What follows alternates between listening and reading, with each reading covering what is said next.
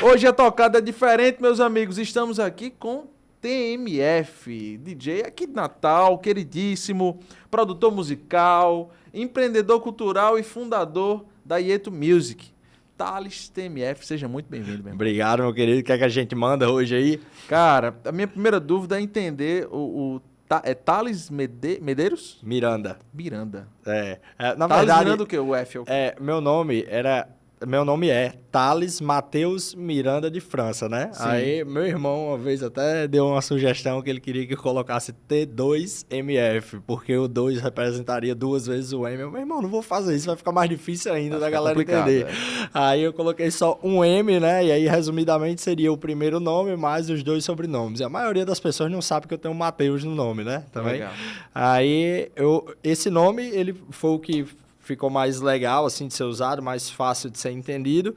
Só que antes eu tinha tentado algumas vezes e eu lembro que um dos nomes que eu tentei antes era T-M-I-R, né? Para ser Temir Thales Miranda, mas eu ainda achei que a estética não tinha ficado tão legal. E quando eu tava escutando Don't Stop the Party, de Pitbull, essa música eu toco até hoje nos sets, aí eu vi que o DJ que tinha produzido, a primeira versão dela era o TJR.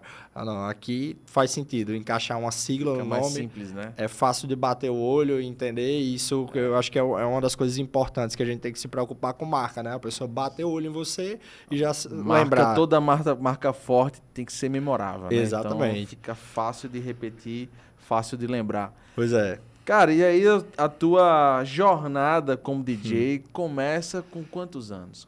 Assim, essa pergunta ela é mais complexa, né? Porque a gente pode considerar que começa da primeira vez que eu tive vontade de ser DJ ou da primeira vez que eu realmente tive uma experiência profissional. Porque eu sei que tu teve uma infância ali que você foi se É. reconhecendo com essa veia artística, né? Exato. Eu sempre participei de projetos culturais, desde peças da escola, principalmente o que tinha música envolvida, eu gostava mesmo de participar. Eu gostava muito da batida do rap e escrevia letras ali com meus amigos durante a infância também.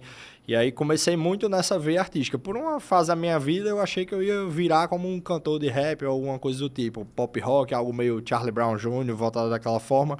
Só que aí quando o tempo foi passando, eu vi o que era mais viável para minha vida. E essa parte da produção musical foi algo que me encheu muito os olhos, né? Então, no final da minha adolescência, quando eu já morava em Natal, eu acho que tu tá descobrindo agora, né? Que eu nasci em Mossoró e vim pra cá com 14 anos de idade, Exato. né? Aí 14 para fazer 15. Eu vim fazer o primeiro ano do ensino médio aqui.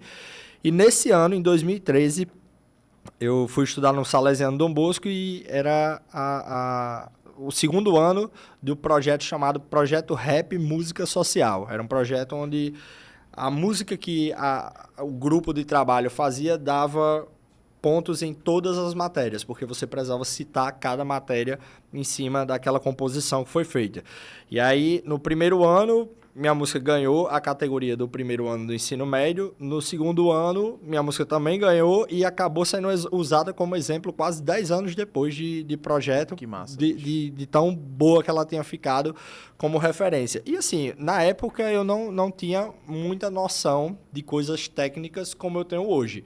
Eu ouvia o que eu gostava e replicava aquilo da forma que eu achava que poderia ser replicado. Mas quando eu escuto aqueles arquivos hoje, eu consigo corrigir várias coisas que não estavam bem executadas ali. Só que ainda Era assim... puro feeling. Exato. Mas como uma pessoa leiga pega para ouvir aquilo ali, ela vê que tem alguma coisa interessante naquilo. Aí, no terceiro ano, que era o pré, né? Eu não participava mais do projeto, porque ele era só para o primeiro e segundo ano, mas aí eu também fui convidado para fazer o hino do projeto. Esse projeto foi idealizado pela professora de Sociologia, Eva César. E ela... Manda um abraço para ela aí, né? Abraço, Evinha. Você mudou a minha vida porque você foi a principal incentivadora na escola para que eu conseguisse seguir a veia artística, que bonito, né? Esse reconhecimento é importante demais. Mas isso é verdade. Assim, de fato mesmo. Ela e Magali... Galera do Salesiano, pega esse corte aqui, pega esse podcast, pega esse episódio e manda pra Eva. Eu não sei nem se ela tá lá mais, faz muito tempo que eu não vejo ela. Magali eu sei que não tá porque ela viajou para Portugal.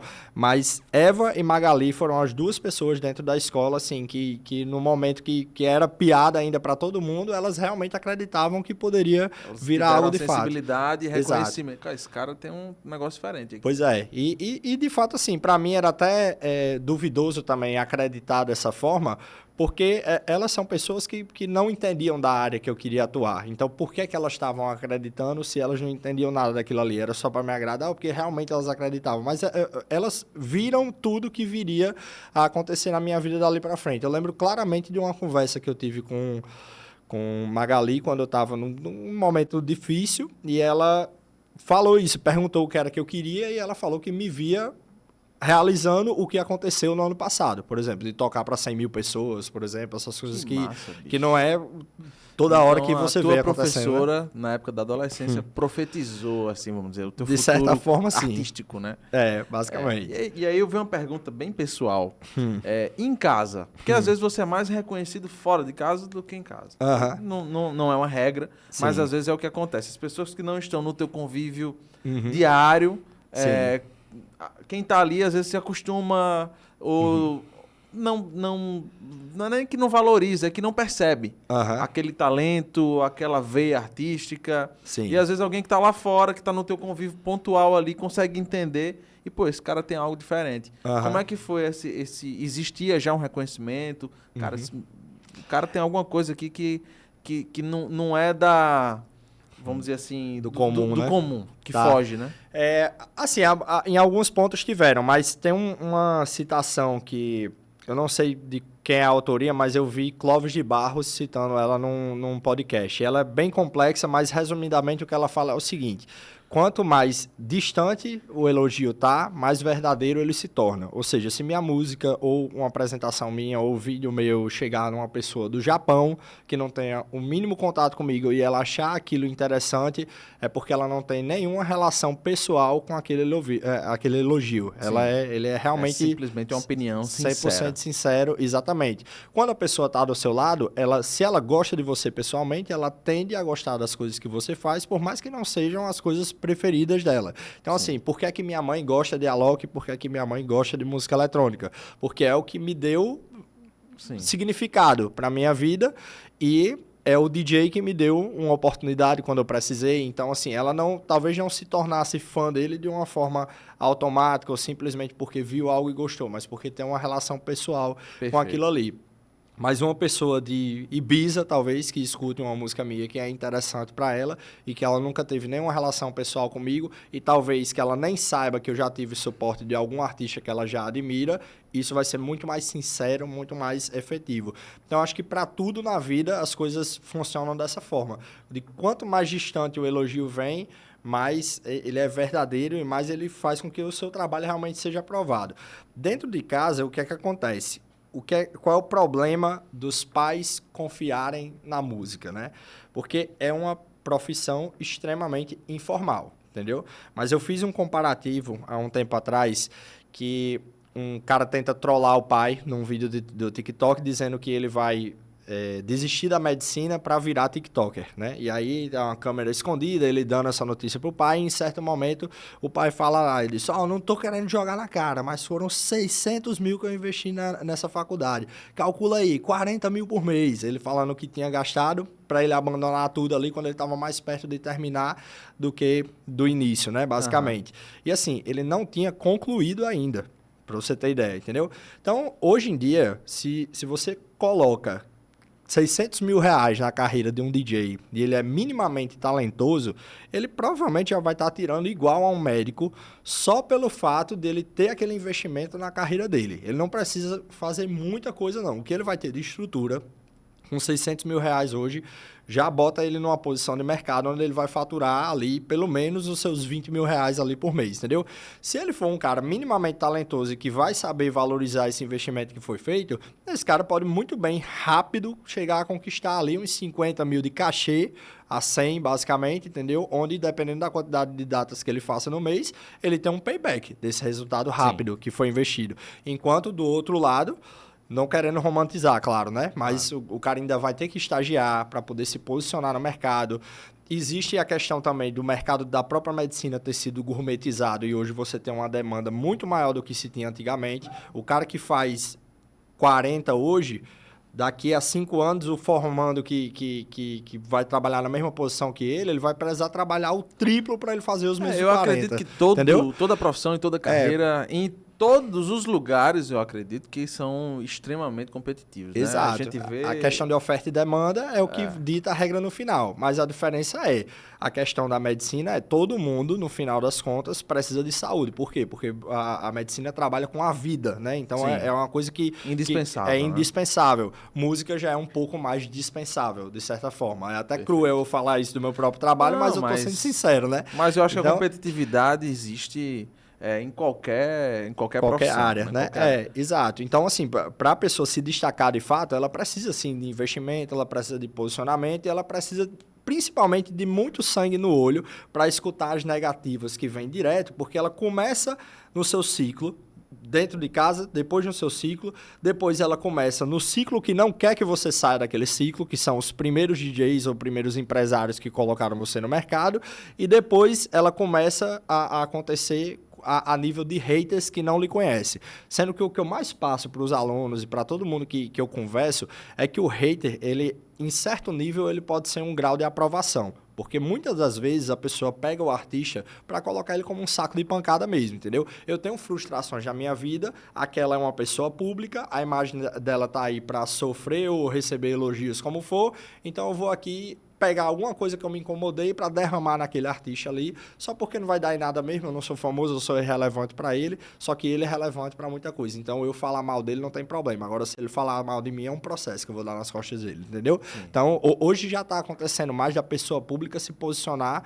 contra pessoas anônimas, entendeu? Mas antigamente você via isso, tipo, o artista ele era saco de pancada para todo mundo. Então, a pessoa que escolhe ser artista, ela também tem que se ligar que isso é uma coisa que ela vai passar. É um desafio, assim, que ela não pode deixar de lado, ela tem que entender que esse ônus é muito grande, mas que no final das contas ele não se sobrepõe às coisas boas que você tem para viver quando você decide fazer o que você ama, né? Eu acho que diferente da carreira mais comum, o artista vai descobrindo no decorrer dos passos as agruras e os benefícios todo mundo já meio que imagina. Sim. Mas as dificuldades ele vai começando a entender, poxa, não imaginava talvez que eu fosse sofrer tantos desafios, né? Que eu fosse passar por tantos desafios ao longo dessa jornada, ao longo dessa consolidação. Você já está falando aqui do cara que já está destacado a ponto de ter um hater, mas vamos dar alguns passos para trás. Qual foi o momento que esse Thales adolescente, talentoso, começa a identificar que, poxa, eu tenho que escolher uma profissão e eu acredito que eu vou virar um DJ profissional? Na verdade, eu tinha clareza que eu seguiria para o lado artístico, mesmo que fosse para empreender ou não nessa área. Tanto é que o único curso que me chamou a atenção é o que eu sou formado hoje, que é o de gestão comercial. Era simplesmente gerir uma marca, ponto. Eu sabia que o resto dali para frente ia ser eu que tinha que construir. Não era um diploma que ia falar por mim ou qualquer coisa do tipo. Eu realmente precisava atuar e me destacar no mercado para ter tudo que eu sonhava em ter a partir do momento que eu queria me tornar um profissional, né? Então, quando eu decidi... a tua busca pela gestão comercial já foi focada na carreira artística. Exato. Eu preciso me vender, eu preciso entender como é que gira o negócio aqui, e essa formação vai me auxiliar, vai potencializar a minha carreira. Foi essa a tua ideia? Exatamente. A princípio, assim, na busca por formação, é sempre aquele primeiro pensamento que a pessoa tem. O que é que seu pai e sua mãe quer que aconteça quando você sai da escola? Que você entre numa universidade pública, né? Porque é o reconhecimento maior que tem no estado e tal, não sei o quê. Então, assim, eu me inscrevi ali na UFRN, no curso de CIT, porque eu queria mostrar para minha mãe que eu conseguia entrar numa universidade pública, mesmo depois de ter reprovado no pré, mesmo depois de ter passado o segundo ano de finalização do ensino médio com notas baixas ainda, mas eu queria mostrar, eu tô aqui onde você queria que eu tivesse, beleza. Mas eu sabia que não era lá que eu ia concluir, entendeu? Eu já pensava em fazer o curso de gestão comercial na UNP por dois motivos. Primeiro, era mais curto e eu queria atuar logo no mercado de trabalho. E segundo, era o curso que me chamava a atenção, a de empreender, de trabalhar uma marca. Então, o que é que eu fiz com o CIT? Eu paguei as matérias que eram voltadas para para empreendedorismo, Jequiti, por exemplo, e a própria matéria de empreendedorismo que era dada por um cara que ele era de fora, eu acho que era Efraim o nome dele.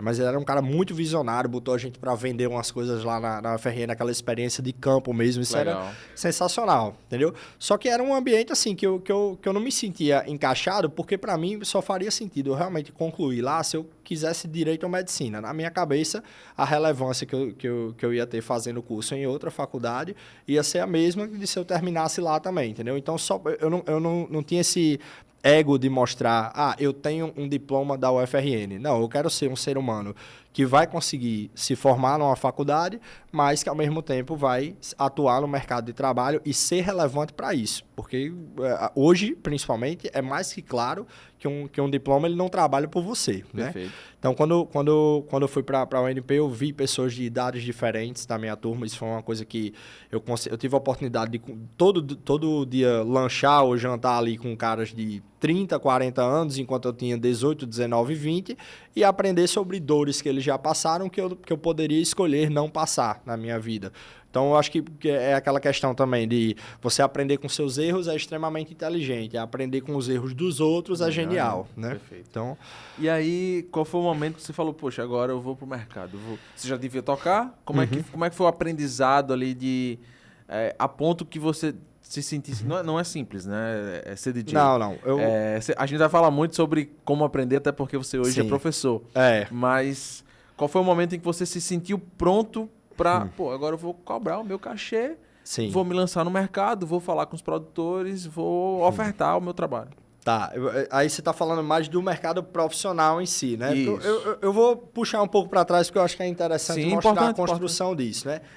Muita gente acha que, tipo assim, é o que acontece na IETRO, por exemplo. Chegam alunos lá que querem ser inseridos no mercado, eles acham que tá formado, beleza, tô feito na vida, vou me sustentar disso aqui e acabou.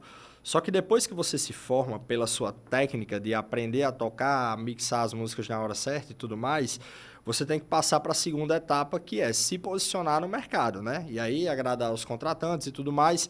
Eu não tive a oportunidade de ter um curso que me mostrasse como eu aprenderia a técnica e depois como eu me posicionaria no mercado e depois esses mesmos pontos de networking me colocariam nas portas que ele já tem abertas. Eu tive que fazer toda essa parte do zero. Por isso que para mim demorou muito mais para atuar como eles atuam hoje. Por exemplo, entendeu? Então, a primeira experiência de tocada mesmo que eu tive foi em 2014, quando meu irmão foi fazer uma viagem para a Austrália e trouxe uma Hercules Control-E, que era uma controladora que era menor do que o meu notebook. E por várias vezes, todas as oportunidades que eu tive, eu fazia resenha no meu condomínio e tocava com essa controladora para entender como era que funcionava a reação do público e tudo mais. Então, desde os meus 16 anos, eu já tinha essas experiências amadoras do que era ser DJ. Até que um dia, a gente fez uma resenha dessa no condomínio do meu irmão, que era o condomínio que esse garoto mora hoje, o Bosque dos Eucaliptos lá. E aí, salão de festa grandão e tudo mais, a gente falou que era o aniversário de um cara aleatório lá do Salesiano de São José, que era pra mãe não ir atrás do Dom Bosco, saber se era aniversário mesmo. E aí, lançou lá, o nome da festa era Harém dos PRs. PRs era... Hoje eu posso falar porque o grupo já se desfez, né? Mas era Power Rangers, a sigla. Na época, tinha vários grupos que eram uma sigla, assim, de 2 ou 3 letras e ninguém podia falar qual era o nome, né? A gente era os Power Rangers. Era um grupo ali de 15, 20 caras ali que sempre saíam para brincar juntos, e a gente organizou essa festa. E aí, todos os outros grupos também colaram com a gente nessa festa. Eu acho que deu quase que 200 pessoas, uma resenha de condomínio improvisada por adolescentes, pra você ter ideia. E aí, eu com 2 caixinhas de som, assim, de coisa de 200 watts, a gente fez o negócio explodir lá. Acabou a festa, era uma meia-noite e pouco, com o pessoal do condomínio chamando polícia e tudo mais. Não façam isso, porque não tem mais necessidade. A gente consegue entregar umas festas aí pra vocês, tá? Mas eu precisei me arriscar para poder entender o que era esse mercado. E aí, nesse dia, eu lembro que eu toquei uma música de Tiesto, que era...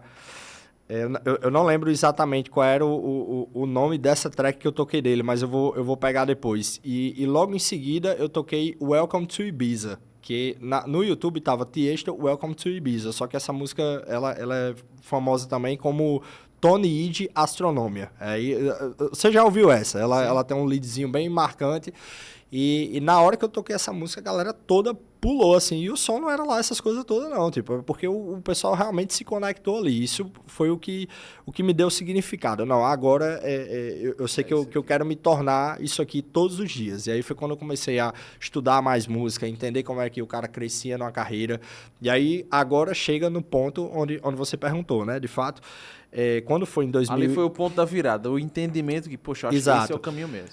Foi assim, um encorajamento disso acontecer. 2 anos depois, em 2016, eu fui para uma festa chamada Happiness, que essa foi, de longe, assim, a maior festa do nicho de música eletrônica que a cidade já teve.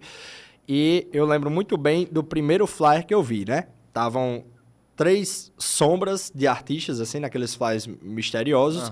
Sem divulgar ainda diretamente quem é o artista. Sem divulgar, A sombra de uma dupla eu tinha suspeitado que seria o Shapeless. A outra sombra era um cara de boné, que era o Dazo. E a sombra do meio eu não sabia quem era, né? E aí lançou a sombra do meio, que era o Bascar, o irmão gêmeo do Alok, né? Depois lançou o Dazo, que era um cara que eu já estava escutando uma música dele chamada Isis Castle, sensacional. E a terceira, eu já tinha certeza que era o Shapeless, revelaram que era o Shapeless. Eu mesmo vou para essa festa, porque é disso aqui que eu sou fã. Quando eu cheguei nessa festa, a primeira oportunidade que eu tive, eu fui conversar com o Bascar, fui conversar com o Dazo. No final da festa, eu fui conversar com os caras do Shapeless também. Aí olha como as coisas aconteceram, né? Dazo foi o primeiro headliner para quem eu entreguei uma pista, né? Em 2018, na Oxigênio Sunset, que aconteceu no Marina Badawi. Era uma das festas de Matheus Adma também lá. Shapeless foi o primeiro artista que era referência para mim, com quem eu lancei uma collab. Eu tenho uma música junto com eles de 2021, que era um edit não oficial, mas foi a primeira collab que eu tive com um artista que eu admirava. E Bascar foi o primeiro artista a dar o suporte na Pagode Russo, que foi a música que logo em seguida a Loki tocou e veio todo esse reconhecimento, entendeu? Essa música, inclusive, quando o Bascar tocou, ela no outro dia saiu como um aftermovie oficial da Soul João. Aquilo ali, pra mim, foi... Eu acho que o impacto foi muito maior de ver Bascar tocando ela do que quando a Loki tocou, porque ele já tinha me avisado que tinha passado a música pra ele, entendeu? Você falou um nome aqui interessante, que tá muito em alta aqui agora, que é o collab. Sim, exatamente. Desde o ano passado para cá, o pessoal, tendência de rede social, quer crescer a rede social, faz collab, marcas fazendo collabs, marcas pessoais fazendo collabs, amigos, enfim. Teve algum momento seu, na tua jornada, que você olhou e falou, poxa, eu vou por esse lado aqui porque vai me fortalecer na parte de produção, na parte realmente na parte musical e também vai dar um up na minha imagem, vai me projetar também. Com certeza. Teve alguma estratégia que você utilizou em relação a isso? Você pode compartilhar com a gente? Essa estratégia eu trago até hoje. Inclusive, hoje foi marcada uma reunião que está dentro desse tema aí. A primeira collab de marca mesmo que eu fiz na parte de produção de eventos, né? Foi junto com a Enjoy Sessions, que é a empresa que fazia os Sessions 1.0, 2.0 e tudo mais. Foram as festas que trouxeram as maiores atrações de música eletrônica ali de 2016 para cá, junto com a Happiness também em paralelo. Acho que tinha a Somos também, mas os Sessions realmente selou a marca de trazer, inclusive, Cluny, que era um DJ gringo e tudo mais. Então, eles fizeram uma marca que até hoje a galera ainda pede por novas edições e tudo mais, só que eu sei que eles estão esperando o momento de mercado, né? E aí, o Rodrigo Calife, que estava à frente disso, eu chamei ele para fazer uma parceria. De início, ele ainda estava um pouco desestimulado, porque era um mercado pós-pandemia, não era a mesma coisa do que ele tinha trabalhado anteriormente. E aí eu comecei a fazer algumas festas no Garden Gastrobar, através de Joyce e Letícia, que eram as duas irmãs que estavam à frente lá, né? E logo em seguida, Joyce também conseguiu me conectar com Felipe Monteiro, da Viva Promoções, você deve conhecer também, Jarbas, o pessoal da Viva. E a gente também fez a Lumina juntos, né?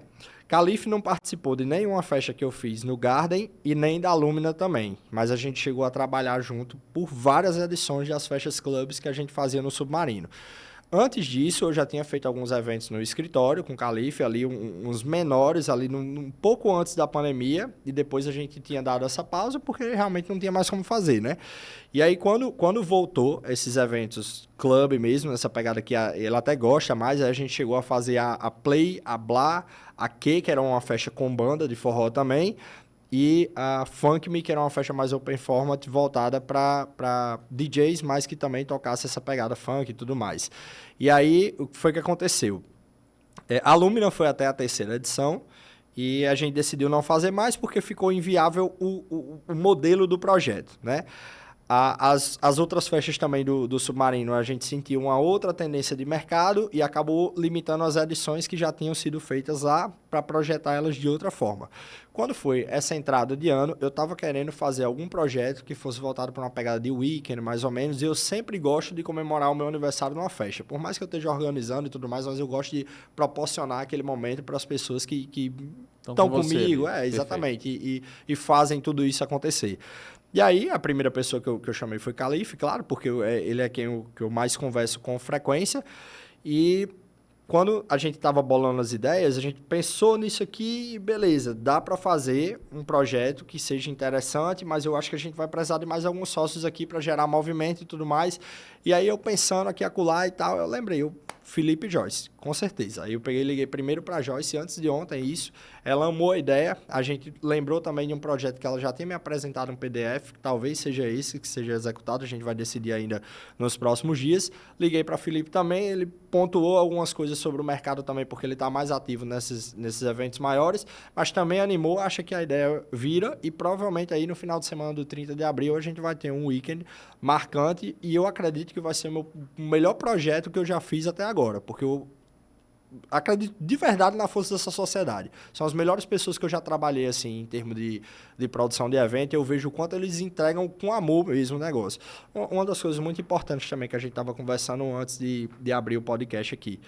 Às vezes você paga caro para ter uma coisa que quando você não faz com muito amor ali, o preço não acaba compensando, né? Mas, por outro lado, às vezes você trabalha de uma forma muito, entre aspas, mais barata, e aquilo rende uma emoção, uma vontade de fazer mais, que no longo prazo você acaba tendo lucrando. Um Tipo, é um lucro intangível, mas que é uma sim, coisa que, sim. tipo assim, que quando você bota amor de verdade na coisa, aquilo vai voltar. Porque o retorno vem de várias formas, né? Exato. Mas aquilo vai voltar, assim, de uma forma que muito provavelmente você nem imagina. Mas o centro da mensagem é: faça o que você escolher fazer com o maior amor possível, porque aí sim você vai ter resultado, entendeu? É isso, galera. Comecinho do episódio ainda, viu? Mas a gente já tá aqui com vários insights, com muita história bacana, com TMF. E você que está nos acompanhando, já deixa o like no episódio, já compartilha este episódio e o canal com seu grupo de amigos no WhatsApp, manda para a família, manda para a galera que gosta de curtir uma balada, que provavelmente conhece esse camarada aqui, que tem muito papo interessante pela frente.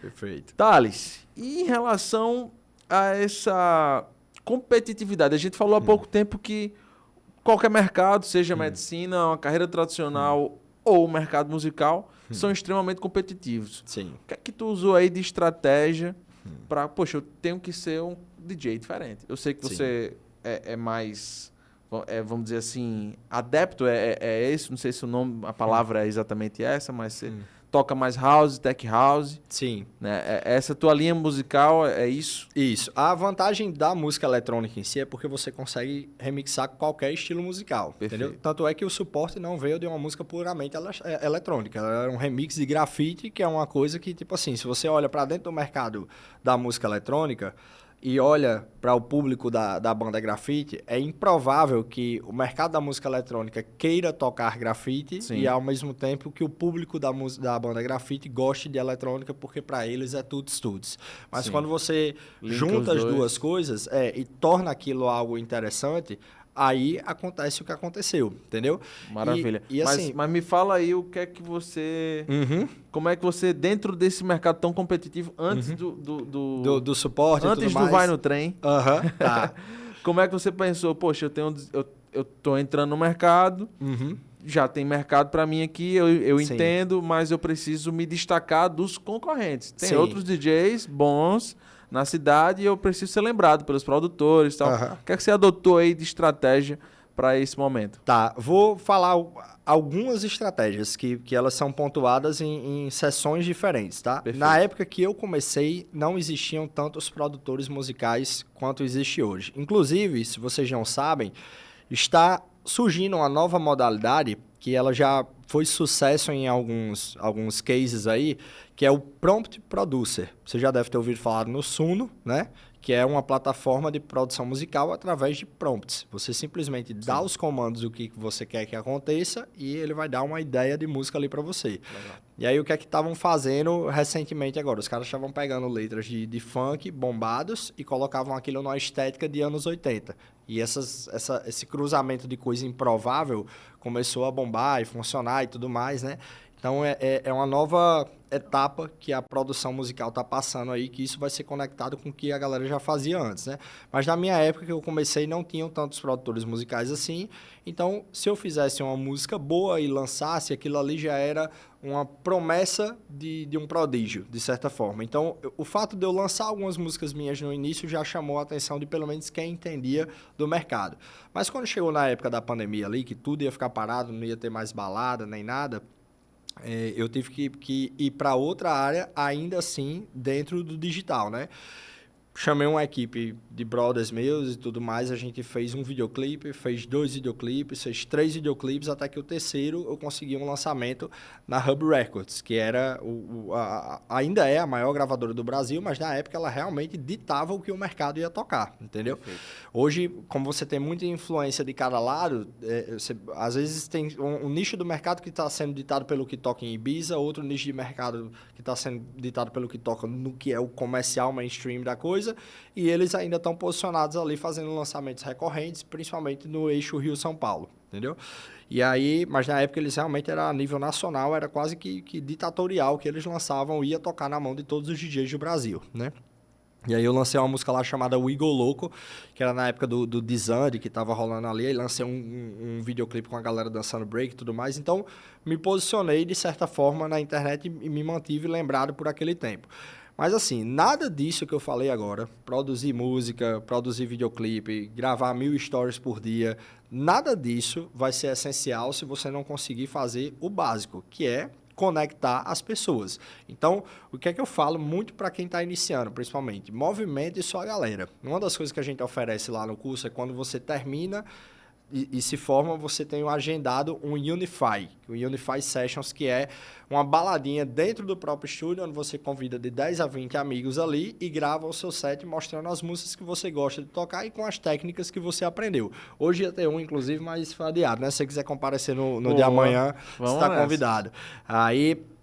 Mas aí o que é que acontece? Isso é exatamente para testar o fator inicial. Tipo, você consegue levar 20 pessoas para um estúdio, então você consegue levar as mesmas 20 pessoas para uma festa, entendeu? Se cada uma dessas pessoas gasta R$ 50 ali, basicamente, isso já é R$ 1.000 no bolso do contratante, que para ele é metade de um lounge, são 2 mesas altas, basicamente. Então é uma coisa que se ele perde para outro bar, e num dia que a casa dele realmente precisa daquilo, você fez diferença como DJ, de certa forma.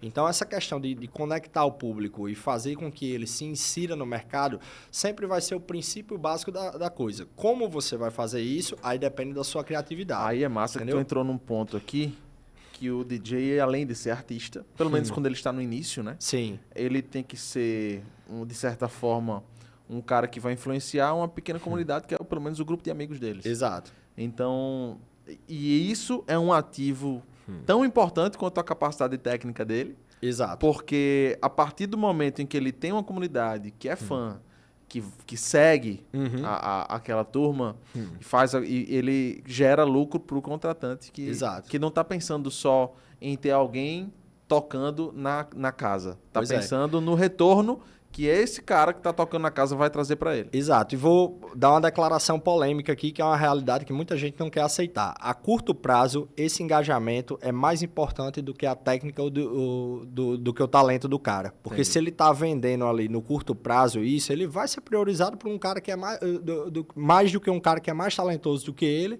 ou mais tecnicamente bem preparado do que ele. Mas no longo prazo isso não se sustenta. Perfeito. Porque no final das contas a pessoa vai vai encontrar uma porta fechada. Isso. Ela vai filtrar o que é bom e o que não é. Se o cara tá levando a galera só porque o pessoal é amiguinho dele, ou se ele realmente é bom no que faz e mantém aquilo a longo prazo, entendeu?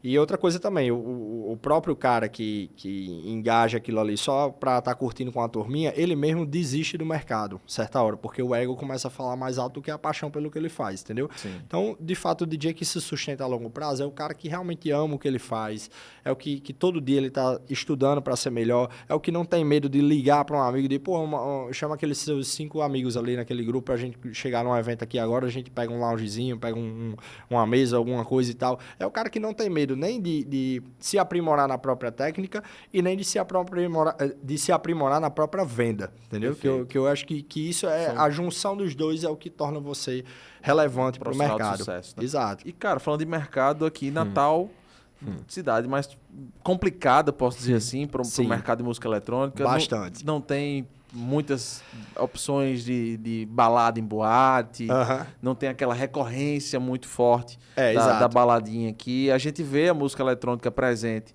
em determinados tipos de festa, como o São João, a gente vai chegar lá. Mas que isso é muito interessante. Mas como é que você enxerga esse mercado local aqui? O que é que você tem feito diante desse cenário, né? Como é que você tem aberto portas aí fora do estado, fora da cidade? Sim, a gente partiu muito para um nicho específico, que é a residência de restaurantes e também eventos privados. Perfeito. Quando o DJ se forma no curso, ele acaba precisando ali de um tempo para voo, né? Para praticar e tudo mais, e principalmente entender a aula de campo que ele vai ter na vida real, entendeu? Perfeito. Então, a gente hoje tem parceria com alguns restaurantes, como o View Rooftop, entendeu? O Asa Sushi também, a gente estava colocando lá nesses últimos meses. E nesses lugares são 3 horas de tocada que o DJ tem lá, para público que ele nunca viu na vida. Então ele vai ver um cara de 60 anos e vai ver uma menina de 18 anos, que está comemorando o aniversário lá com as amiguinhas dela, e o cara que está aqui jantando com a esposa e com um casal de amigos, por exemplo. Não importa se esse cara vai tocar um remix de Bee Gees para agradar aqui e depois um mashup com Barbie para agradar aqui, mas ele vai ter que fazer essas duas coisas se contextualizarem. Tem que ter a sensibilidade ali para entender. Exatamente. Você não vai sair de um funk mandelão para um rock anos 80, mas você tem que achar principalmente remixes que se encaixem e principalmente na estética sonora eles consigam contextualizar um com o outro, a ponto da menina gostar do remix de Staying Alive e do cara também não achar tão ruim assim um funk de TikTok que ela goste, entendeu? Perfeito. Porque a tendência maior é que o pessoal mais velho seja mais chato com música e tudo mais, sendo que às vezes quando você realmente estuda o contexto do set que você está construindo, você consegue apresentar coisa que ela não sabia que ela gostava. Eu acho que no final das contas essa é a arte de ser DJ, é você transmitir a emoção através da música e que essa emoção aquela pessoa não sabia que precisava dela, entendeu? É aí que está o valor do cover, né, meu querido? Não, mas falando bem sério, assim, essa parte de início do cara tocar por muito tempo é bastante importante porque isso aprimora muito a pesquisa musical dele e no final das contas faz com que ele se torne preparado para o mercado para na hora que ele pegue uma festa grande mesmo e ele faça um set de 1 hora, ele vai ter filtrado muito bem ali as 15, 20 músicas que ele vai conseguir tocar em 1 hora, entendeu? Muito bom. Então a pegada é mais ou menos por aí. Muito bom. E hoje a gente vê que além da... Lógico, você tem ali o DJ residente, tem aquela situação ali, mas a música eletrônica tem feito parte de programações culturais mais populares, né? Como, por exemplo, o São João do ano passado, onde todo mundo lembra, todo mundo que é de Natal, acho que... E até pessoas fora daqui do estado que viram. Eu acho que de forma brilhante a tua ideia ali de remixar um sucesso local, né, da banda Grafite. Eu queria que você contasse um pouco de como foi essa experiência, né? Dos bastidores da produção até o momento que o Alok te chama para o palco e você faz aquilo acontecer. Tá, perfeito. Foram 2 momentos no caso, né? Teve aquele de Natal e uma semana depois, lembra que eu toquei em Açu, né? Com ele também. Esse de Açu também teve muita coisa interessante ali, nos bastidores. Mas o que eu posso adiantar nos 2, ele não sabia que isso ia acontecer. Nenhuma das situações, né? O que aconteceu? Quando lançou o flyer, aí todo mundo começou a me mandar, você tem que tocar aí no Arm Up e tudo mais, beleza? Só que não é tão fácil assim, entendeu? Não é porque você já tem um suporte do cara que você obrigatoriamente vai ser chamado para subir no palco, de certa forma. Ele tem que sentir que aquilo é conveniente, entendeu? Porque a Alok dá suporte para todos os DJs do mundo que são relevantes para ele e que sejam encaixados para estar dentro do set dele. mas ele só vai chamar uma pessoa para subir no palco do lado dele se ela tiver contextualizada com aquela situação, entendeu? Então A gente pode dizer que já é uma marca do Alok esse acolhimento, esse incentivo, né, de certa forma. Sim, exatamente. Ele não é um cara bobão, assim, que vai dar abertura para todo mundo só porque a pessoa contou uma história triste, entendeu? Mas ele é um cara que ele enxerga muito bem como gerar valor para a sociedade. Isso eu acho que é o que mais me inspira nele hoje em dia, mais do que até a parte musical em si. Eu tenho ele muito mais como uma referência de pessoa do que só como DJ, entendeu? Perfeito, muito massa. E um detalhe até importante de falar sobre isso que tu perguntou agora é que quando ele faz as filas de prioridades para quem vai visitar ele e tudo mais, ele coloca sempre a prioridade para PCD, depois idosos, depois o pessoal da prefeitura e depois os fãs que conseguiram chegar ali naquela fila. Então, essa linha de prioridade dele é uma coisa assim, é uma essência do cara que você vê que aquilo conversa muito com quem ele é pessoalmente. Ele realmente é uma pessoa assim, de energia muito positiva. Você tá perto dele, você se sente melhor, entendeu? Que e não massa, é só porque bicho. o cara é famoso. Você realmente sente alguma coisa boa Energia na pessoa mesmo. dele. Exatamente. Aí, o que foi que aconteceu? Eu tinha conhecido ele em Campina, quando eu fui para lá, quando ele estava dando aqueles primeiros suportes em pagode russo e tudo mais. Eu consegui entrar lá no camarim, falei com ele, tem um vídeo lá dele me abraçando e tudo mais.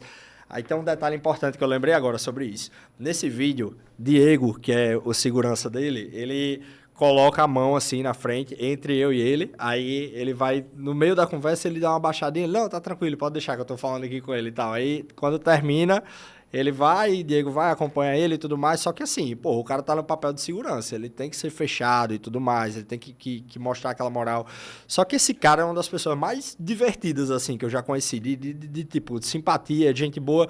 Nesse dia, não deu pra me conectar muito com ele ali, porque ele tava na correria, tirando o cara do camarim para levar pro carro de apoio e tudo mais, aí beleza.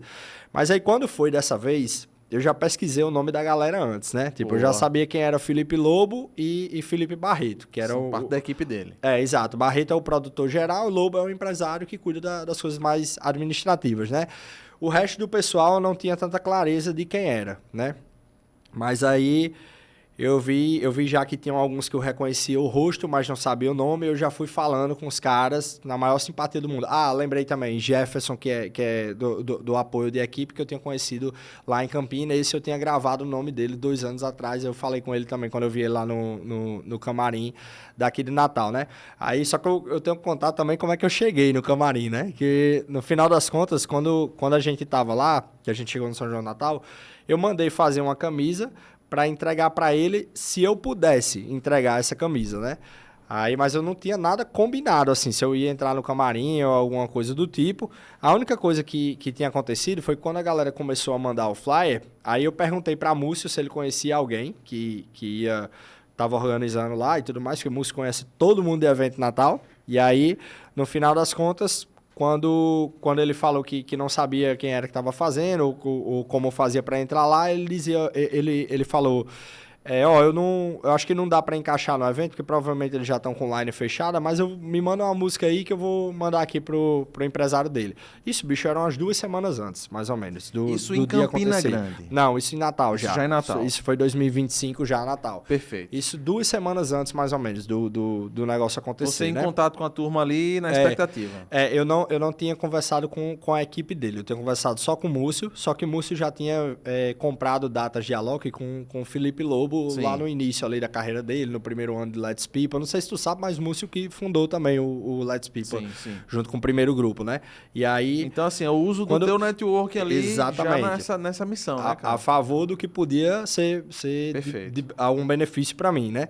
Só que aí eu falei até pra Marina, quando eu tava chegando lá na hora, quando eu tava planejando ir, na verdade eu disse, amor, vou levar algum presente, alguma coisa pra entregar pra ele, porque pelo menos a gente fala que tem alguma coisa pra entregar e não fica inconveniente, deixa eu entrar no camarim, de certa forma. Aí tranquilo, aí beleza que eu entrei lá, né? Fui vendo assim, quem era que tava na segurança, eu vi que era Hugo, que eu conhecia também, da segurança e tudo mais, dá pra chegar por Hugo aqui, dá pra chegar aqui e acolá, e ela pegou e falou, bebê, eu acho que dá pra eu falar com tia Nina também. Aí eu disse, não, tá, fala com ela, o quê? Trabalha na prefeitura? Ela disse, é, vereadora, ela e tudo mais. Aí eu, tá, aí quando ela foi saindo assim, tipo, um monte de câmera em cima dela e tal. Aí ela disse, tia Nina tá ali. Aí eu disse, não tô vendo não, amor, cadê ela? Ela disse, tá ali, tia Nina e Paulinho. Era a mulher do prefeito, simplesmente. Aí eu não sabia, tipo, ela já tinha falado 1000 vezes de tia Nina e eu, tipo, escutava as histórias assim com carinho e tudo mais, mas eu não tinha associado nunca que era a mulher de Paulinho. Eu fui associar na hora, né? E, tipo, tinha conhecido os filhos dela e tudo mais. Aí, além disso, é a vereadora daqui. Não. Exato. Aí eu disse, amor, então pergunta pra ela aí se dá certo e tudo mais. Ela foi, perguntou, ela disse que dava. Beleza, na hora que ela confirmou, eu tinha esquecido a camisa dentro do carro. Diz aí. Aí a gente voltou. Jorge fica puto comigo, porque ele sabe que isso acontece deu várias esse trabalho. vezes. É, deu esquecer as coisas assim e tudo mais, aí ele vai e resolve, né? Mas aí eu fui correndo pro carro, peguei a camisa, voltei, aí quando voltei a gente já tinha perdido Nina. Não sabia mais onde ela tava e tal. Aí eu, meu Deus do céu, não vai dar agora. Aí eu fui em Hugo, eu disse, Hugo, é o seguinte, eu tô com isso aqui, é uma camisa que eu quero entregar pra Loki e tudo mais, tirar uma foto com ele lá, eu quero ver se você consegue. Ele, bicho, minha hierarquia é até aqui. Eu vou falar com essa pessoa e ver o que ela consegue. Aí, isso é uma atitude muito foda, porque assim, só acontece quando a pessoa gosta de você. Se ele não gostasse de mim, ou se eu fosse qualquer um, ele tinha até tentado ali, mas ele não tinha feito o que ele fez. Eu vi o que ele fez na hora. Ele passou 5 minutos conversando com a pessoa, contando a minha história, falando o que ele sabia sobre mim, para poder convencer aquela pessoa. O cara se engajou na tua causa mesmo. É, exato, que era uma coisa importante para mim. Então, isso eu devo muito a você, Hugo, sobre aquele dia, porque eu vi que você se esforçou para o negócio acontecer mesmo. Então, ele é um cara, assim, sensacional, que já tinha meu respeito nesse dia, multiplicou por 10 ainda. Aí o rapaz lá, eu acho que era Rodolfo o nome dele, ele pegou, foi correndo junto comigo. Meu irmão, eu entrei na área do camarim na hora que começou a chover. Na hora mesmo, assim. Foi na hora que ele disse, ok, bum, começou a cair. O toró de água do tamanho do mundo. Aí a gente entrou na fila, aí eu vi que a fila tava meio grande, eu, caramba, pode ser que não dê pra eu falar com ele. Aí foi nessa hora que eu lembrei dos nomes lá, dos caras que eu tinha falado, né? O primeiro que saiu foi Barreto. Eu, fala, Barreto, como é que você tá? Ele foi, apertou minha mão, beleza, passou. Aí Lobo. Aí quando eu vi que Lobo tinha passado, eu lembrei que Múcio tinha mandado a música pra ele, né? Aí eu peguei e falei, fala, Lobo, como é que tá? Ele saiu corrido meio que no telefone, depois ele desligou e ficou parado aqui do lado. Eu disse, amor, fica aí na fila que eu vou falar com o Lobo aqui. Eu disse, fala, Lobo, como é que tá? Ó, essa semana eu mandei uma música pra Múcio Neto, eu acho que ele enviou pra você aí, você mandar pra Loki, que era um remix de uma banda famosíssima aqui da cidade, a maior de todas, e ele provavelmente vai engajar aí, tocando esse remix. Aí ele falou o Múcio e tal, não tô lembrando. O Múcio do Let's People. Aí ele, o Múcio Neto, que tinha Pink e tal, não sei o quê. Aí eu, beleza. Aí ele começou a lembrar pelas referências das casas que ele trabalhou, né? Aí ele, não, essa música eu mandei pra ele sim. Ele tá só atendendo o pessoal aí, fica perto dessa menina aqui de vermelho, que eu vou pedir pra ela passar já junto com você. E aí você entrega aí essa camisa pra ele e tal, aí beleza. Aí quando eu entrei, né, eu entrei assim, sem olhar muito pra ele e tudo mais, esperando o momento. Na hora que eu dei o primeiro passo pra ir falar com ele, aí ele pegou e falou, tu mora aqui, né? Tipo, bicho, o cara lembrou de 2 anos atrás que eu tinha falado que eu era do Natal. Que mas massa, porque bicho. todo São João ele também tocava a música lá. Então ele associou isso, né? Aí, mas eu fiquei impressionado, assim, dele lembrar dele ter esse reconhecimento mínimo, né? Aí eu disse, tem um presente aqui pra você, é a camisa da Eto com a logo dele e tudo mais. Aí eu disse, aí eu queria saber se tu vai tocar a nova também ou vai mandar pagode russo ou se você vai tocar a nova também. Aí ele disse, não, qual nova? Aí eu disse, o remix do Grafite, da banda da cidade. Aí ele, não tô sabendo não, qual é essa nova? Aí eu, mentira, velho, deu errado. Aí pegou, o Lobo tava na minha frente, que ele falou, eu te mandei, Alok. Ele, não baixei não. E agora o Felipe já tá montando lá, não tem como fazer não. Ele, bicho, faz o seguinte, arruma um pendrive aí a gente passa o arquivo direto e dá certo. Aí Ziba, que é a voz de Hear Me Now, tu sabe qual é essa música, né? Pronto, o cara que canta essa música, na hora, eu também, na hora que eu entrei, eu tinha falado com ele e tudo mais, né? Na hora que ele viu que ele podia ajudar, o cara foi prestativo. Ele disse, não, eu levo você lá no palco. A gente fala lá com o Barreto, desenrola aqui e tudo mais. Pô, que massa, o bicho fizeram uma operação pra dar certo. Exato. Porra, o cara que me inspirou a ser DJ, tá entendendo? Tipo assim, a voz que eu escutei pra tomar a decisão de que eu queria ser DJ. Porque foi exatamente em 2016, na época que essa música foi lançada, né? Aí, tipo, inclusive essa música alimentou a esperança de todos os DJs do Brasil, porque foi a primeira vez que um hit puramente de música eletrônica tinha saído daqui do país, tinha sido exportado e reconhecido com relevância lá fora, né? Sim. Então, foi o que inspirou muitos DJs a acreditarem nisso e que seria possível, inclusive eu. Aí, beleza, quando a gente chega lá no palco, os caras já montando tudo e tudo mais, não tinha pendrive, isso e aquilo, meu irmão, tem que passar para um computador ainda, para passar para o Record Box, para analisar gráfico, para entrar no CDJ e tal, não vai rolar. No final das contas, sim, na hora que eu tava saindo do camarim, aí ele fez duas perguntas, assim, ele disse, duas coisas só, o quê? Ela disse, ela tá inteira, aí, tipo, em extended, né? Sim. Aí ela disse, não, tá em extended. Ele disse, quantos drops? Ele, 3. Ele, vou tocar só um, porque não dá tempo de tocar os 3 aí, não. Aí eu disse, não, beleza, tocando já tá mais que ótimo aí. Aí, tranquilo. Aí a gente subiu no palco, metade do show rolando já, tipo, ele entrou e tal, aquela explosão toda, metade do show rolando, começou a entrar o bloco de São João. E até então não tinha aparecido esse pendrive, né? Aí, isso assim, eu já tava mais que realizado, pô. Tava lá em cima do palco e tudo mais. Aí eu peguei, falei com o Lobo assim, eu disse, Lobo, não vai rolar a nova, mas eu pelo menos vou ver o outro remix sendo tocado aqui do palco. Ele, relaxa aí que já tá com ele, pô, a música. Aí eu travei assim na hora. Aí o que aconteceu? Isso era uma coisa que eu não sabia. Ele botou pagode russo no final no show de drones. Ou seja, a sequência tinha que ser perfeita. Da primeira música de São João até a última música de São João. Perfeito. Aí ele inseria ela depois da última música de São João e terminar o último bloco do set, né, dele. Sim.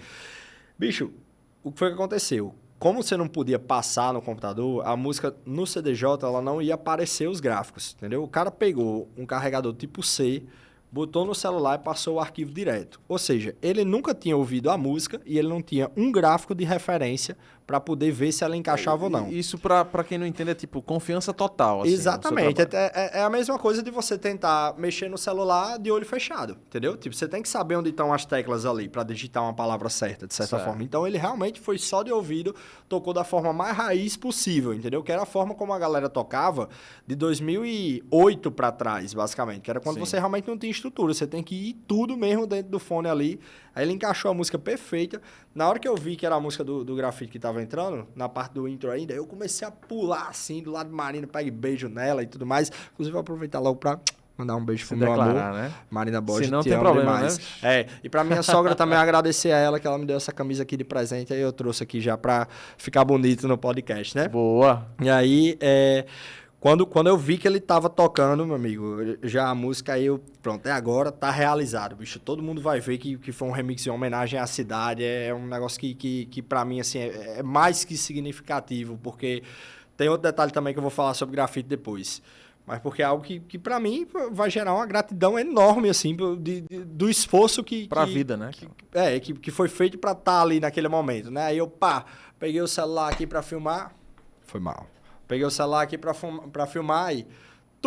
beleza, botei a câmera pra cá. E morto de felicidade. Só que meu braço tava aqui, na frente do meu olho, e eu não conseguia ver que ele tava me chamando, né? Aí, isso ele passou, assim, uns 10 segundos me chamando. Aí foi quando o Lobo viu, ele disse, tá chamando tu aí, pô. Pá, ele deu uma empurrada assim, aí eu fui correndo, botei o celular aqui do lado, pronto. Aí foi o que vocês viram no vídeo ali, aquela entrega toda, aquela energia. Detalhe, no camarim ele tinha falado que ia tocar só um drop, né? Sim. Ele viu que a reação da galera foi tão forte no primeiro, que ele disse, não, vou deixar rolar. Aí eu disse, não, beleza, o segundo é igual, eu disse, é o mesmo drop, só que ele continua com vocal. Quando ele continua com vocal, ele faz a galera querer cantar mais, entendeu? Sim. Então a galera pega e canta mais, energia. Aí ele disse, bicho, o terceiro é igual? Aí eu falei, o terceiro é em triplet. Triplet é uma técnica que você faz para quando a cada 4 batidas, algum instrumento bate em 3 vezes. Ou seja, ela quebra o ritmo, mas ela continua de forma congruente. Isso é uma técnica muito comum usada em Psytrance.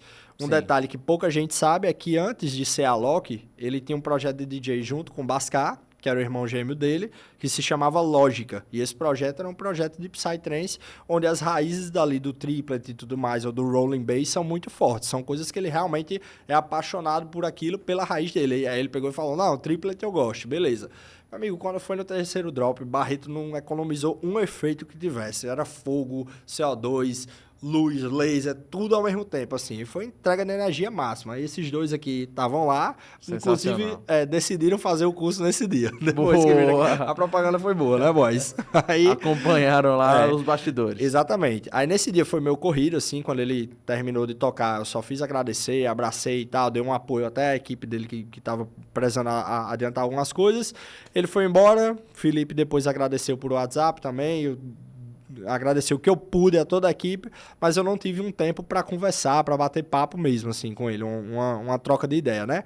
Aí foi quando eu tomei a decisão de ir para a Sul depois. Você foi para a Sul, decidiu ir supetão, meu amigo. A turma te chamou, convidou? Não, nenhum momento, assim, tipo, eu sabia que ele ia estar em Açu, mas eu sabia que eu podia chegar por lá, perfeito, entendeu? Assim, e eu sabia que eu ia ser bem recebido pela turma e tudo mais. Aí, isso eu tinha pegado o contato já de todo mundo, até de Rob, que era o cara do drone e tudo mais. Inclusive, foi a primeira pessoa que eu vi quando eu cheguei lá. Legal. Aí, na hora que eu vi ele saindo assim, eu, fala, Rob, como é que tá aí e tal? Ele disse, ele tá chegando por aí, como é o Ata que cuida da parte de camarim e tudo mais, Felipe Ata, que é outro da equipe, super gente boa. Ele, como é ele que fica à frente dessa parte, quando ele chegar, ele alinha pra você entrar. Aí a Ata pegou, saiu, ele disse, fala, meu querido, como é que tá? Ó, o pessoal já tá sabendo que você tá aí, a gente tá só terminando de organizar lá, quando ele chegar e entrar, aí eu venho aqui pra liberar você. Beleza. Aí chegou o carro com Nélio Bauru também, aí chegou com o resto do pessoal, foi todo mundo. O único que não tinha ido foi o Felipe Lobo, que era o que tinha me recebido aqui em Natal. Aí, tranquilo. Eles, beleza, por aqui e tal. Aí tu lembra, né? Que a prioridade da fila era PCD, idosos, prefeitura e depois a galera que tava esperando. Eu era o primeiro da fila, tipo, eu tava realmente do lado da porta, mas ia ter essa prioridade inteira para entrar. Aí, tranquilo. Aí, do nada, pá, né? Ele abriu a porta assim, entra aí. Aí, na hora que ele falou, entra aí eu achei já que a galera ia falar. Disse, tu tocou lá em Natal e tal, mas aqui a gente vai deixar você acompanhar a lei do palco, mas não vamos forçar muito pra ficar rolando toda vez assim e tal. Sim. Achei que era alguma coisa desse tipo, né? Só que aí eu já fui falando com todo mundo, né? Com o Diego, que era o segurança e tal. Eu disse, e aí, Diego, como é que tá e tal? E aí, Jeff? E aí, Ziba tava lá também de novo e tal. Aí ele só pegou e falou assim, segura aí que ele tá pelado. Aí, tipo, atrás, né? Aí eu, não, beleza, fiquei de coxa, assim, mas ele tava só sem camisa na hora, terminando de se trocar, né?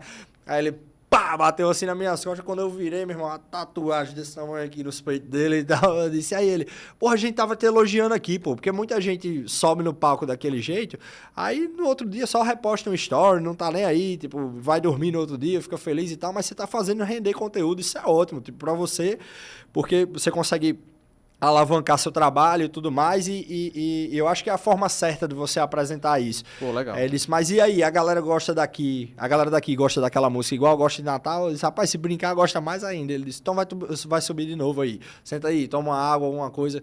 Irmão, nessa hora eu já tava me sentindo parte da equipe dele, assim, de tão bem que os caras me receberam. Sério mesmo, parecia que eu tava com brothers meus, assim, de pelo menos 5 anos pra frente, entendeu? Aí ele chamou pra sentar no sofá junto com ele e tal, a gente trocou umas ideias e teve uma hora que eu perguntei. Qual é que você acha que é a tendência pro ano que vem? O que é que tá rolando em Europa ou nos países que você tá viajando que pode ser a tendência de música eletrônica pro ano que vem? Aí ele pegou e falou assim, bicho, se eu fosse você, eu não olhava para o que é tendência, eu olhava para o novo que você pode criar. Porque o que aconteceu comigo em 2016 foi juntar a música eletrônica brasileira, de fato, que era o que os gringos já estavam admirando, mas o brasileiro não, e fazer com que isso fosse reconhecido tanto no mercado comercial do Brasil, quanto no mercado lá fora. Era uma lacuna que a música eletrônica brasileira não sabia que existia. E o que você está fazendo pode ser uma lacuna que a música eletrônica nordestina não sabe que existe e faça com que se torne não um novo estilo musical, mas uma nova janela que precisa ser atingida ali. Aí foi quando eu pensei, realmente faz sentido isso aqui. Eu comecei a fazer mais mashups e tudo mais. E meu set Legal. começou a ser baseado em brasilidades, algumas coisas que são raízes do Nordeste, mas que não deixam dar as costas para as coisas que realmente me fizeram me apaixonar por isso, que é o mercado lá de fora, E de certa abriu forma. teus olhos para isso, É, né? E eu acho que assim, exatamente. essa história toda dá pra gente aqui uma clareza muito forte de quando o talento encontra a oportunidade, né? Você Uhum. tava ali já pronto, né? Tem muita gente que quer viralizar, quer ir pra rede social, quer ter destaque, mas não tá pronto. Sim. E aí eu queria saber de você como é que foi a repercussão, né? Porque é um momento extraordinário ali para tua carreira, é um momento, eu acho que inesquecível. Sei que tem muitos outros capítulos por vir aí e com certeza melhores até, Sim. mas eu queria saber o que é que aconteceu de virada. Cara, o mercado me olhou de uma forma diferente, isso teve uma repercussão para convites aqui fora do estado. Sim. Eu sei que teve mídia, eu acompanhei, né? Sim. Te acompanho, mas o que é que rolou aí? Dessa parte pra frente ou em algum momento Dessa parte anterior? pra frente. Cara, pós-Alok, né? Vamos dizer assim. Aham. Pós-dividir o palco com o cara. Eu confesso que nesse sentido aí, o impacto foi maior até no primeiro suporte dele, que foi quando eu não toquei com ele, mas quando ele tocou Pagode Russo. Que ele viu que foi uma música que foi reconhecida pelo Nordeste como um hino ali e que poderia ser inserida na música eletrônica e que todos os DJs do Brasil basicamente estavam pedindo aquele remix ali para ser tocado e tudo mais, porque fazia sentido com o contexto geral da época de São João, pelo menos, né? Então, assim, as capitais como Recife, João Pessoa, também Caruaru e Campina, eu toquei por lá e tal, depois que isso aconteceu. Isso tudo, inclusive, todos esses contatos aí, basicamente, e o suporte de Alok, eles vieram através de Gábio, de João Pessoa, né? Porque ele me pediu essa música para tocar em intervalos de bandas de forró, Que massa. que eu realmente eu tinha feito com esse intuito, de poder contextualizar com uma festa de São João, Sim. né? Aí ele no camarim, conversando com o Serginho lá, que estava agora fazendo a tenda do Fest Verão também, Serginho simplesmente foi e mandou um áudio para Bascar, né? Tipo, da JBL tocando, ele mandou o áudio aqui mesmo no WhatsApp. Aí Bascar foi e falou, pô, me manda o arquivo aí em MP3, que eu vou tocar, pode ser MP3 mesmo. Pra galera que não sabe, MP3 ela é uma qualidade abaixo do Wave, né? Que é o formato mais propício para que você consiga executar, principalmente num equipamento de grande porte. Então ele, tipo, queria só um arquivo mais simples mesmo, porque ele sabia que bastava executar a música que já ia ser aprovada pelo público de certa forma. E aí foi quando ele deu o suporte, foi quando tudo aconteceu e tudo mais, e os caras me ajudaram muito também a fechar essas outras datas. Na Ox Campina, por exemplo, tem um full set gravado lá, no Mirante 360 em Recife, João Pessoa, toquei em vários lugares lá também, Sky Lounge eu acho que foi o que eu mais toquei, inclusive, que agora virou um sushi bacaníssimo lá muito também. bom. Aí começou a surgir essas oportunidades. Depois eu fiz uma residência também no Orbita Blue de Fortaleza, que Igor, que foi outro cara que também estava morando lá em João Pessoa, eu tinha conhecido ele antes do suporte. Muita também, porta se abriu, né, bicho? através de network. Por isso que eu reforço sempre, bicho, esse contato pessoal, assim, você valorizar as pessoas que estão ao seu redor, isso vale muito mais do que esses momentos que estão na capa da revista ali, de certa forma. Quando você... mais o dia a dia. Exato. Do que aquele palco extraordinário ali, que também é importante, né? Claro, é importantíssimo. Reverberar, para chamar a atenção, mas eu acho que o dia a dia realmente é o que constrói, né, cara? Isso, eu acho que isso é a validação, mas essa questão da constância do dia a dia, do contato, é a construção do que precisa ser feito para que você tenha essas validações recorrentes, de certa forma, entendeu? Então, assim, a virada de chave mesmo veio depois do primeiro suporte e depois de tocar no palco com ele, eu acho que foi mais assim, um atingimento de outros públicos, entendeu? Porque, por exemplo, não fazia sentido eu tocar no aniversário do Grafite, entendeu? Sim, até claro. então. Perfeito. Eu fui a única atração, fora a banda Grafite, nos 37 anos deles. Pô, que massa. Porque esse feito tinha acontecido, entendeu? Você ganhou capilaridade ali, né? Exatamente. Outra coisa, o Guto também... Tua rede social também, como é que ficou depois disso? Aí a rede social foi uma coisa que deu uma virada. Eu acho que foi 4 mil em um dia, não foi? Que tinha virado. Os meninos que estavam me informando na hora, porque eu não estava nem vendo. No outro dia eu tinha... Era dia dos namorados, um dia antes, né? Aí, meu irmão, esse final de semana foi um dos melhores da minha vida. Juro a vocês. Na verdade, o melhor final de semana da minha vida até hoje. O que aconteceu foi o seguinte... No dia 12, eu recebi meu primeiro carro zero. Aí eu fui lá com minha sogra e com minha namorada, né? Pra gente receber e tudo mais, tipo, aquilo ali já era uma... uma Não, no dia conquista, 13, né? foi no dia 13 de manhã, na Sim. verdade. Foi no dia 13 de manhã, eu fui receber, beleza, primeiro lugar que eu fui foi pro show de Alok, com esse carro, né? Aí, a conquista de tocar junto com o cara. No outro dia, a gente, pelas agendas da semana e tudo mais, foi comemorar o Dia dos Namorados no sábado 14. A gente passou o dia inteiro em São Miguel, sem fazer basicamente nada e tal. Pegou um quadriciclo, foi andar lá nas praias ali de Touros. Aí teve uma hora que eu parei, bicho, que eu olhei pro mar assim. E, tipo, a única coisa que eu podia fazer naquele momento era agradecer. Porque eu tava com a pessoa que eu amava, eu tava com o suporte do meu ídolo, eu tinha ganhado o respeito de todo mundo ali que trabalhava com ele, da maior banda da cidade, entendeu? Eu tava servindo de inspiração para as pessoas que eu precisava ser exemplo, que eram meus Perfeito. alunos e tudo mais.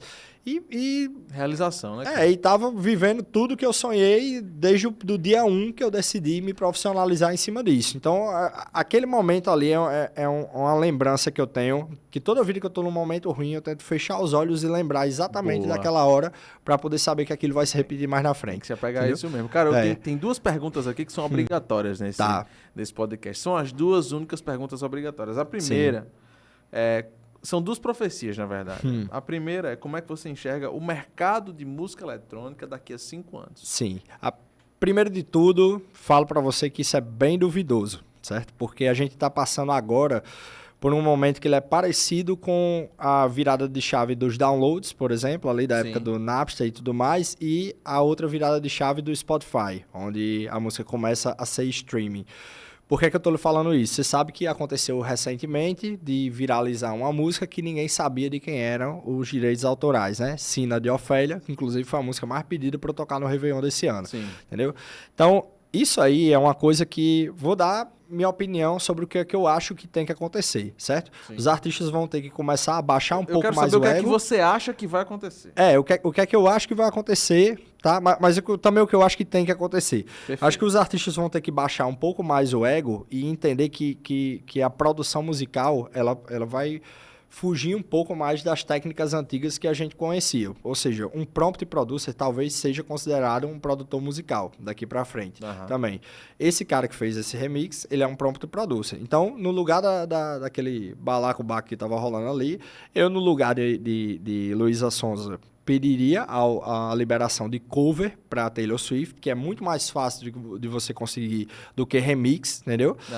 Conversava com o prompt producer, dava 10% pro cara ali. Se a plataforma quiser alguma coisa também, beleza, e lança o remix oficial para ele ficar disponível no Spotify, a versão brasileira, como aconteceu com o Latino na época de Danza Kuduro, lembra disso também? Sim. Pronto, então tentar seguir por esse caminho aí para que as coisas funcionem de forma mais pacífica. Porque, meu amigo, no final das contas, quem manda é o público. Se o público falou que gostou daquilo ali Acabou. e aquilo se tornou o mais viral possível, não adianta um cara vir falar de direito autoral ou de que aquela técnica errada na produção musical, porque por mais que vá contra todas as orientações que a gente recebeu ao longo do tempo, que a gente aprendeu algo sobre música, mas a gente também está aprendendo sobre como a música se comporta na frente da tecnologia agora. Então, no final das contas, alguma coisa vai ser mudada a partir daí.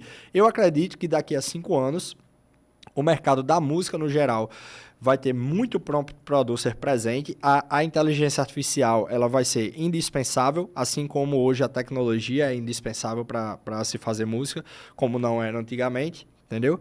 E os artistas, eles voltam para aquele princípio que eu falei. Lembra que eu falei, tem videoclipe, tem música lançada e tal, mas no final das contas é o quanto você conecta as pessoas. A inteligência artificial, inclusive, ela reforça isso. Porque hoje você sabe que já é possível você ter um robô humanoide sentado aqui do seu lado e ele fazendo tudo que você manda. Mas por que é que você prefere que seja uma pessoa de verdade? Porque o contato humano é o princípio básico da nossa vida. Entendeu? A gente está aqui de fato para se conectar. Então as coisas que perduram, que funcionam como o WhatsApp, como o Instagram, é porque, por mais virtual que elas sejam, elas ainda têm um propósito de gerar uma conexão entre humanos. Sim. Mas no final das contas, isso vai ser cada vez mais valorizado, essa questão do artista arrastar público, ele realmente conseguir tocar emocionalmente outra pessoa, porque o mercado ele não é uma receita de bolo, ele não é algo pronto. Cada coisa nova que surge, ele exige uma adaptação. E aí o artista que melhor conseguir se adaptar e que souber, de fato, fazer aquilo se tornar rentável, é o artista que vai ter mais destaque e vai ser o maior influenciador dentro da sua área. Perfeito, entendeu? Meu irmão. Agora eu quero saber a tua. Tá. Como é que TMF, eu ia falar Thales aqui, mas como é que TMF se enxerga daqui a 5 anos? Tá, eu tenho 3 objetivos principais, né? O primeiro é tentar tocar na Europa, que eu vou tentar ainda esse ano, isso, né? Eu já tenho uma viagem marcada para lá e tô tentando os meios para conseguir isso. Daqui a 5 anos, dentro desse meio tempo, talvez até menos, é tocar pelo menos em alguma edição do Tomorrowland, em algum palco de alguma edição do Tomorrowland, com certeza, e collabs com as minhas principais referências, que hoje em dia são Alok, David Guetta, Tiesto, Vintage, e eu acho que outro que eu posso citar que atualmente também seria o Dub Dogs, que eu compartilho muito da energia daqueles caras ali.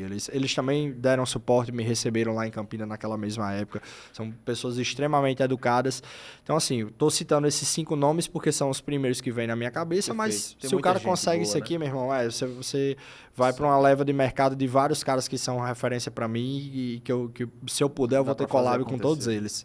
E se não acontecer, que eu tenho o contato, que eu tenho o respeito, que a gente consiga somar junto de alguma forma, trazer os caras para algum evento meu, tocar em evento deles e fazer com que o propósito da coisa, no final das contas, seja sempre conectar as pessoas através de uma terapia alternativa chamada música. Massa. Entendeu? E pro cara que é DJ, tá começando a carreira, ou tá simplesmente se divertindo com os amigos ali, tá aprendendo ali a ser DJ, qual o grande conselho, cara, que você dá?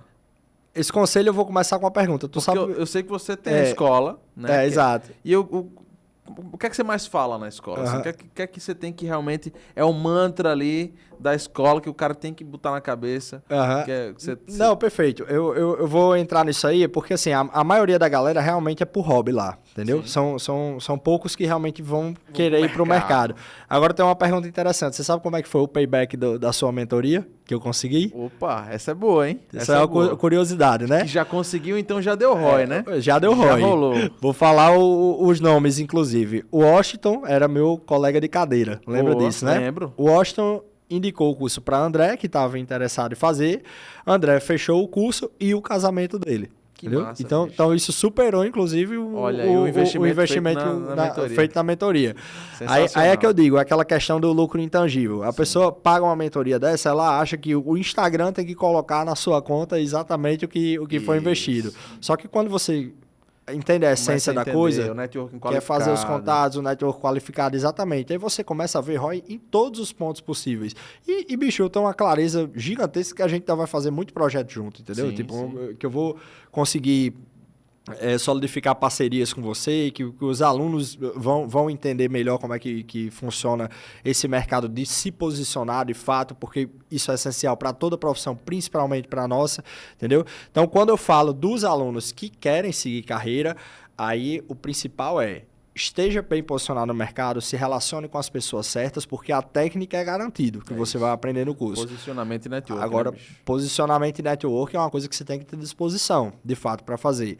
Para o pessoal que quer mais por hobby, de fato, aí, tipo, a promessa básica, né? Tipo, aprenda a tocar da sua forma, da forma como você se diverte, aprenda a executar as músicas que você admira em uma nova linguagem chamada mixagem harmônica, que é o que a gente ensina lá, e se divirta como puder. Como um aluno que ainda está terminando o curso agora, que ele é suíço, né? Sim. Ricardo, ele pegou agora, simplesmente alugou o equipamento, já estava preparado para tocar, fez uma festinha dele junto com os amigos lá em Pipa, e isso é o que a maioria dos meus alunos faz, é o que André faz nos finais de semana quando ele está fazendo churrasco, é o que Hildam, um aluno de 55 anos, fez também durante todos os finais de semana, desde a primeira turma ele vai para Pipa, chama a galera dele, e agora está se formando aí uma nova estrela, que também é por hobby, para tocar mais com as amigas dela. É uma senhora de 76 anos, chamada Miriam Souza. Sensacional. Você sabe quem é Miriam ou não? Não conheço. É da TV Pontaneira, Miriam, mãe de Micarla, que foi prefeita. Massa, exatamente.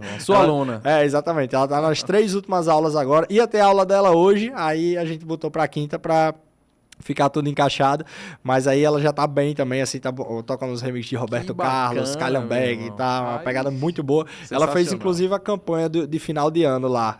Era ela tocando e a galera toda da TV Ponta Negra atrás, é massa demais. Aí o objetivo dela é tocar junto com as amigas ali na sala de estar, tipo, fazer as meninas se divertirem e, de novo, a questão da terapia alternativa, né? Você realmente se conecta com algo de forma diferente, que é uma experiência única. Então, é isso que eu procuro mostrar que o curso oferece, entendeu? É isso, galera. Com vocês, TMF. Eu quero agradecer aqui, cara, a tua disponibilidade em contar tanta história boa, em inspirar a nossa audiência aí, que tenho certeza que aprendeu muito contigo nesse nosso bate-papo. Vai ter que voltar aqui outras vezes, porque tem muita coisa que eu anotei aqui que ficou pra gente conversar, mas vamos ter outras oportunidades, eu tenho certeza disso. Fica aí os microfones abertos para suas considerações finais. Não, perfeito. Ó, quando você precisar, pode ligar a hora que for. Eu gosto demais de estar batendo papo. Aqui, meu amigo, o Dom viu na hora, Dom Peron. Dom Peron aqui, quando chegou, viu na hora. A gente já fez um podcast antes de começar isso aqui, pra você ter ideia. Só batendo papo, né?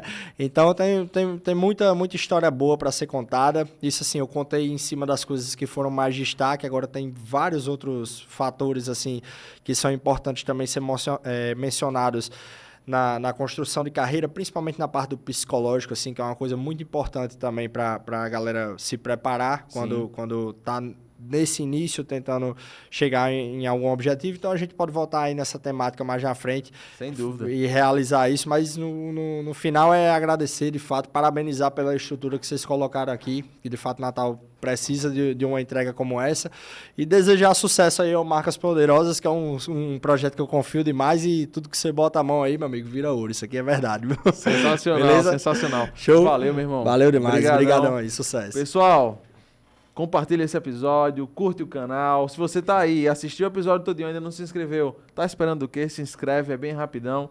E eu tenho certeza que você vai gostar de toda a nossa temporada aí, que vem com vários e vários outros episódios super bacana. Mandar um abraço para Dom Peron, aqui da Target Studios, onde a gente grava nosso podcast com toda a estrutura maravilhosa, onde a gente faz acontecer. E para o nosso diretor, que tá careca de saber que é o melhor diretor da América Latina, o BAcast. É isso, um abraço para todos vocês, até a próxima.